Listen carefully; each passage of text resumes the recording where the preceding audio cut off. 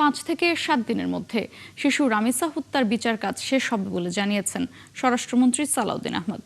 আদালত আসামিদের সর্বোচ্চ শাস্তি মৃত্যুদণ্ড দেবে বলেও আশাবাদ জানান তিনি। দুপুরে সচিবালয়ে এসব কথা বলেন স্বরাষ্ট্রমন্ত্রী। আমরা একজন স্পেশাল পিপি নিয়োগ করেছি শুধুমাত্র এই মামলাটার ডিল করার জন্য।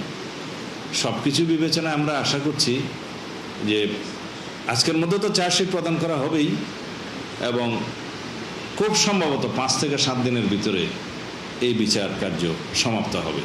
এর চাইতে বেশি কিছু করার আমাদের পক্ষে এই মুহূর্তে আর বোধহয় সম্ভব না। আমরা আশা করি আদালতের বিষয় আমরা বিস্তারিত বলতে পারবো না, সেটা আমাদের ইখতিয়ার নাই। তবে আমরা নিশ্চিত যে মাননীয় আদালত এই প্রসিকিউশন টিমের বক্তব্য শুনে চার্জশিট দেখে এবং এভিডেন্স 164 এগুলো দেখে সঠিক সিদ্ধান্ত নেবেন এবং সর্বোচ্চ শাস্তি নিশ্চিত করা হবে।